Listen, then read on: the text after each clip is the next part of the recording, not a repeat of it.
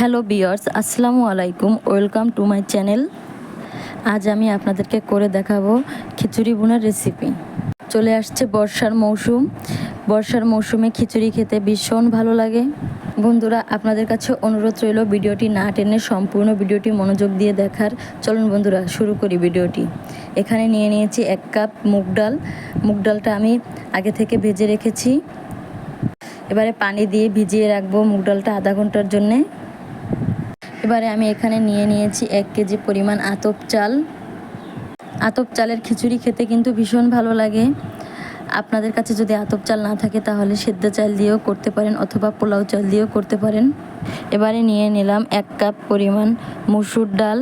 আতপ চাল এবং মসুর ডাল একসাথে মিশিয়ে ভালো করে পরিষ্কার পানি দিয়ে ধুয়ে নিব। ভালো করে ধুয়ে নিয়েছি। এবারে আধা ঘন্টার জন্য পানি ঝরিয়ে নিব। এবারে মুগ ডালটাও ভালো করে ধুয়ে নিলাম। এবারে খিচুড়ির জন্য একটি মশলা রেডি করব। নিয়ে নিলাম এখানে অর্ধেকটা পরিমাণ জয়ফল এবং 10-12টি গোলমরিচ, 3 টুকরা পরিমাণ দারুচিনি, 2 টুকরা জয়ত্রী, 1 চামচ পরিমাণ শাহজিরা, 2টি এলাচ এবং 2টি লবঙ্গ। এবারে মশলাগুলো শিলপাটায় বেটে নিব। চুলায় হাঁড়ি বসিয়ে দিলাম এবং দিয়ে দিলাম 100 গ্রাম পরিমাণ তেল এবং হাফ কাপ পরিমাণ পেঁয়াজ কুচি। পেঁয়াজটা দিয়ে নেড়ে চেড়ে ভালো করে বাদামি কালার করে ভেজে নেব। বাদামি কালার হয়ে আসছে। এবারে মশলাগুলো দিয়ে দিব। প্রথমে দিয়ে দিলাম 4 টেবিল চামচ পরিমাণ পেঁয়াজ এবং কাঁচামরিচ বাটা। এবার একটু নেড়ে চেড়ে মিশিয়ে নিব। এবারে দিয়ে দিব 4 টেবিল চামচ পরিমাণ আদা রসুন বাটা। আদা রসুন বাটা দিয়ে নেড়ে চেড়ে একটু মিশিয়ে নিলাম। এবারে দিয়ে দিব মরিচের গুঁড়া, হাফ চা চামচ পরিমাণ মরিচের গুঁড়া দিলাম। মরিচের গুঁড়া একটু কমই দিয়েছি কারণ কাঁচামরিচ বাটা এবং গোলমরিচ দিয়ে দিয়েছি। এবারে দিয়ে দেব 1 চামচ পরিমাণ হলুদের গুঁড়া। আবারও একটু নেড়ে মিশিয়ে নিচ্ছি। এবারে দিয়ে দিব লবণ। এবারে দিয়ে দিব 2 টেবিল চামচ পরিমাণ জিরা বাটা। এবারে চুলার আঁচটা একদমই লোতে রেখে মশলাগুলো কিছুক্ষণ কষিয়ে নিব। মশলা হাঁড়িতে লাগতে শুরু করছে। এবারে আমি দিয়ে দিব 1.5 কাপ পরিমাণ পানি। পানিটা দিয়ে আবারও একটু মিশিয়ে নিলাম। এবারে দিয়ে দিব 2টা আলু আগে থেকে কেটে নিয়েছিলাম, যে টুকরো করে, সেই টুকরো করে রাখা আলু। এবারে দিয়ে দিব 2টা তেজপাতা।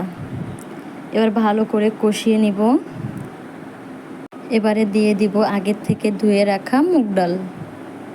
মুগ ডালটা দিয়ে কিছুক্ষণ কষিয়ে নিব।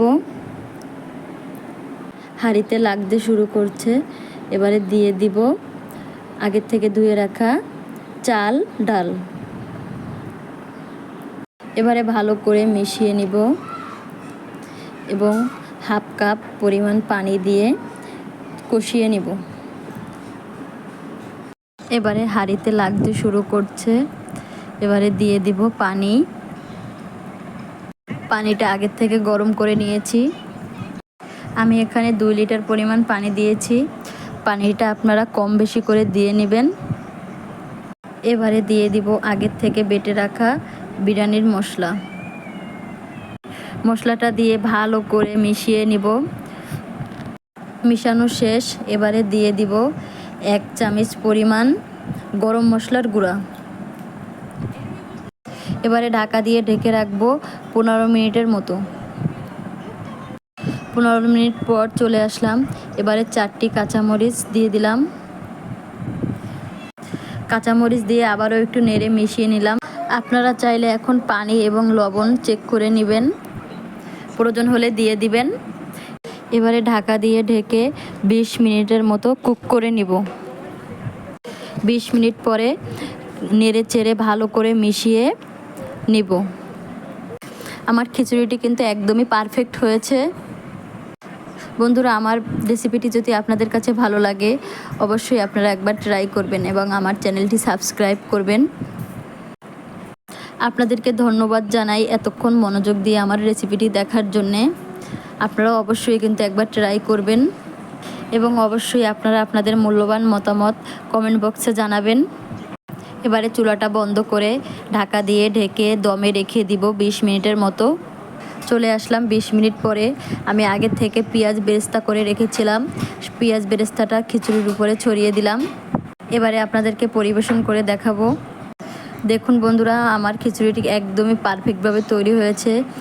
বৃষ্টির মৌসুমে গরম গরম খিচুড়ির সাথে ডিম ভুনা এবং বেগুন ভাজি খেতে কিন্তু ভীষণ মজা। আপনারা অবশ্যই একবার ট্রাই করবেন।